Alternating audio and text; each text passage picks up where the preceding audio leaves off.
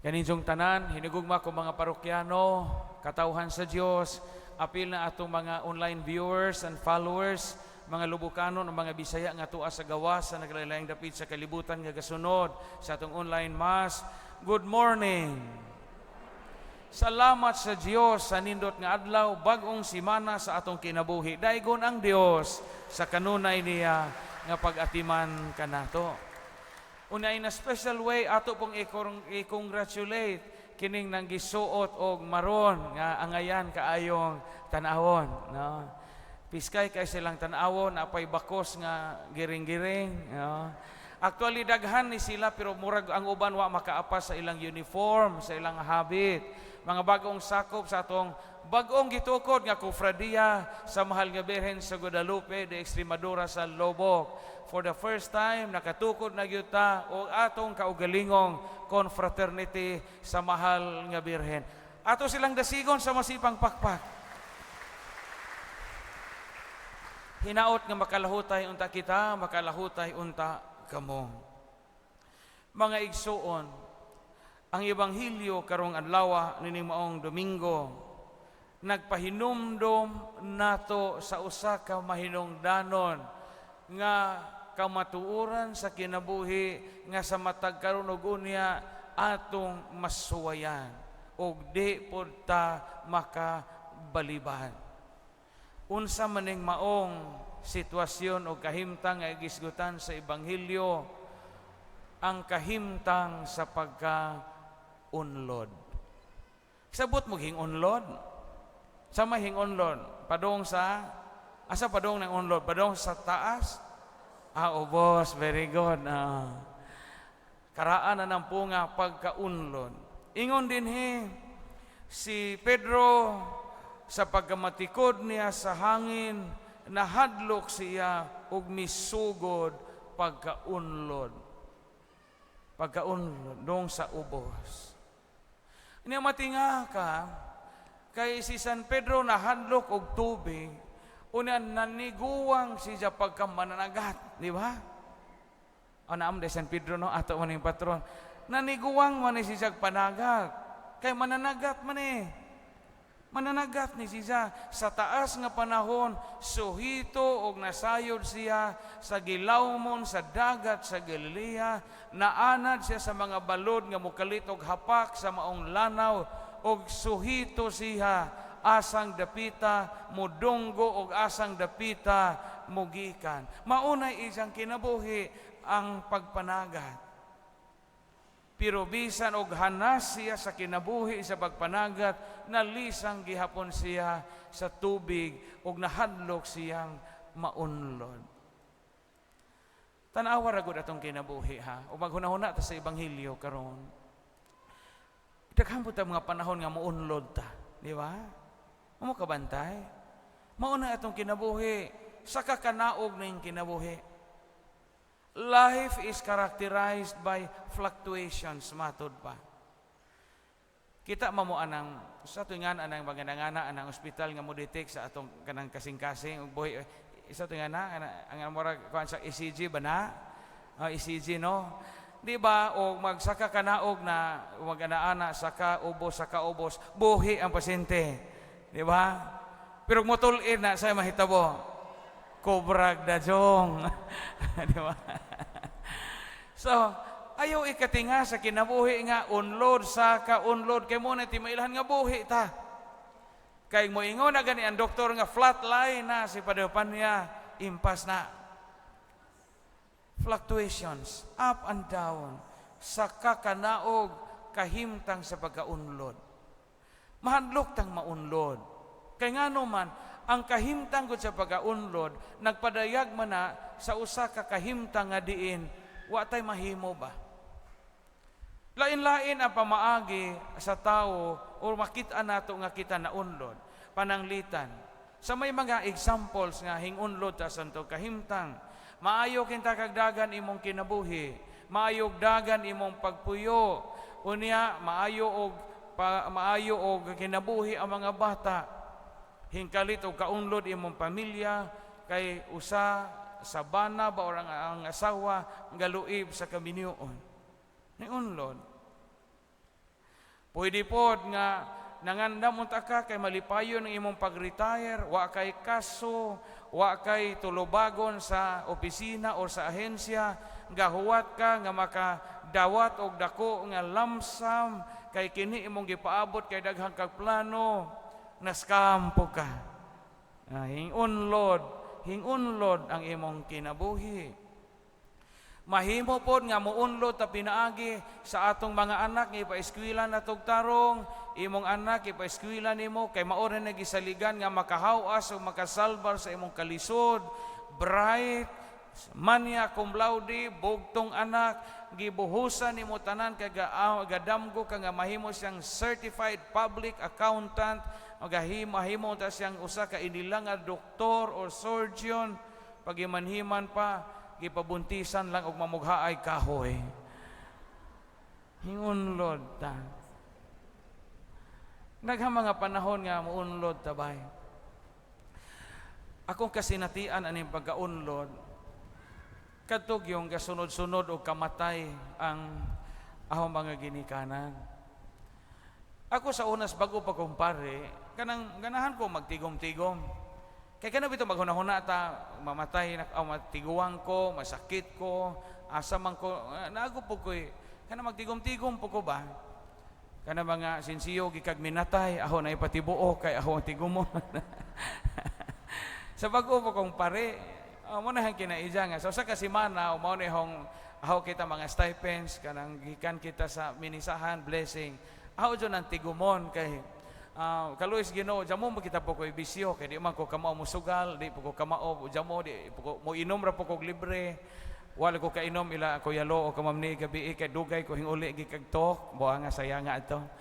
Mo inom ra ko og naay mga libre, pero di ko mo gasto og inom, di po ko mo tabako. So kay pagka 2013, wa ko magdahom ato ba ka hingkalit man og kani man ang sakit sa atay. Anha naman din mo pagawas og symptoms o kanang acute na iyon tong doktor. 2013 was a bad year for us and for the family. Kaya akong tatay nga askil, himsog, wa jo tumuagi ka ospital, wa moagi o ka-admit so kad na bata o na trabahante. Suol o kalit ang tiyan January 1, 2013. So pag CT scan pa, daghan naman yung mga hubag sa iyahang atay.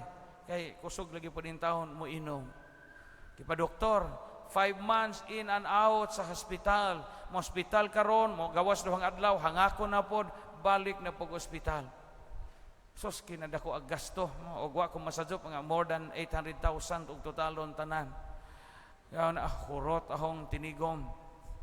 Kaya kisa may laing mo bayad nga ako pa may na profesional ato sa amo, wa pa mamapari ahong manghod. Motong sa una kinalisura agi katilaw jud ko nang kinalisura gukod sa panahon jud. Nga kana bitaw magmisa ko unsa kanang nay murag kanang na ako'y panginahalan nga gigukod kay na po'y vial nga bayronon sa ospital. Mura ko maghunahuna yung magmisa di ko tunuwag sobre mura ko maguo. Asam ko gibaya din ang ospital. Na usahay o mutalikot tong tagtungod usahay kahuna-una ko arsahon baka noon ng limos aning isod og apil aning bahag. Paita ka ajo. Ja tuod man namatay si tatay, namatay. 3 years after 2016, hingsunod pod ahong nanay. Aneurysm kanang himbuto ang ugat sa iyang ukay kinataasag BP. Ug wa ko masajob ijang BP murag 280 over 140. Patay diretso, wa po tumuagi ka ospital sukad na bata, wa moagi ka admit. Wa ko kakita ato maginikanan nga nang gilubog. Kana bang galubog bitaw nga murag gamaot, wa sukad na bata diretso pod. Padung maglungag tumba koma. Pagka-koma, kahunahunan na po ko ngano man hangga sunod man tulong tuig. Unya hinggambol na lang gyud ko ahong gipabuak ag kay ingon man tong doktor nga naay 50-50 ni pader kay nakalamay na agdugo sa iyang utok hingkatag na. Saman ikaw may mo decide payo pila man po'y presyo na dok. So 450,000 ang pagpabuak ra. Unya ang anesthesiologist pod kay katunga man dai sa PF. Ang mao man na SOP 450,000 ang pagpabuak sa sa ahong nanay katunga po dato 225 ang anesthesiologist. So pila may 450 plus 225, 700,000. Unya wa po jud kasigruhan nga mabuhi. Hinggambol na jud ko ahong gipabuak. Pag humagbuak, namatay ahong nanay. Ikog aso pa'y gipalit o kalubihan tong kwartaha to ba?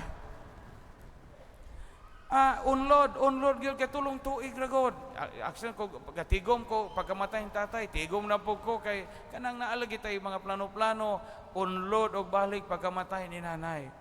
So sa disturbo ko kay kining taga bukid putang ma-impluwensyahan putang mga Binisaya kana bang bisag pare ko kay di mawagod sa among kultura sa baryo ng mga Bisaya. Nay po'y manambaw na mong kaila, tambalan niya ning adto sa amo. Pag maglubong ni nanay ingon nga kay mo pader ngano gasunod-sunod o kamatay imong ginikanan tungod kay mauni kini inyong kusina kini inyong kananan pantalan ni og tiaw na sunod ba ni father kay magsunod na imong tatay imong nanay ikaw sunod kay ikaw may kinamagwangan ang ginagpanuway pag manambawa ta imbis kay sunod kuno kay according to ranking ba namatay ang magtatay. Diya 2013 namatay po si nanay 2016. So gahuna-huna ko pagka 2019 na COVID ra ba? Mutong tagtulo ka pismas kung isuot kay sus ikatulong tuig ni patay jud ko ani. Kana bitaw mga sitwasyon nga maunlod ta. Naa po na ni kasinatian po na sa matag-usan nato. Kana bitong inyong anak maminjo na tanan unya mag-away na bitong inyong anak ug kisay mo suporta ninyong ginikanan. Kana bitong hayahay mo sa ulitaw pa sila kay siman, nay alote 80% sa mama, yan na sa ginikanan. Pagkaminjo nilang tanan kay ang haod kay mga binazi na marama. Na sakit bitaw hunahon nga ginikanan mo unya mag-away inyong mga anak ug kinsay mo pakaon ninyo. Muunlod ta ba? Pero kahibaw mo sa mga kasinatian nato sa pagkaunlod sa may giingon sa Ginoong Hesukristo karon. Ako ni, ayaw kahadlok, ako kini. Ingon ang Ginoo. So sa mga panahon dahil nga maunlod ta, giingnan kita sa Ginoo nga, og maunlod ka, adyaw tibugsok. Sabot mong tibugsok?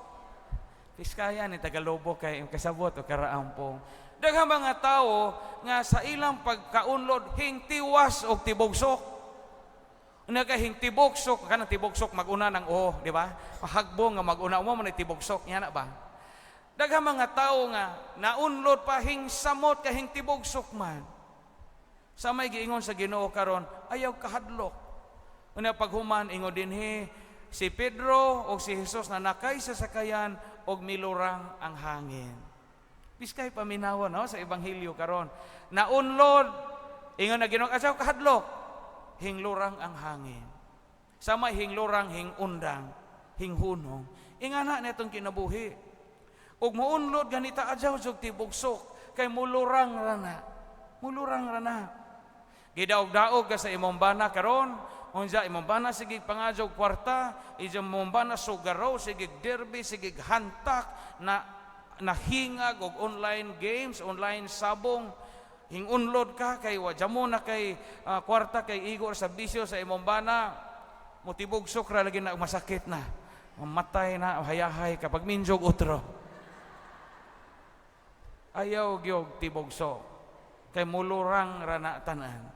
Kay kining kinabuhi characterized by fluctuations sa kakanaog ni murag ikiji sa hospital. Inig sa kakanaog kapasabot ka nga buhi kitang tanan. Salamat sa Dios nga wa ta mga unlod sa dayon.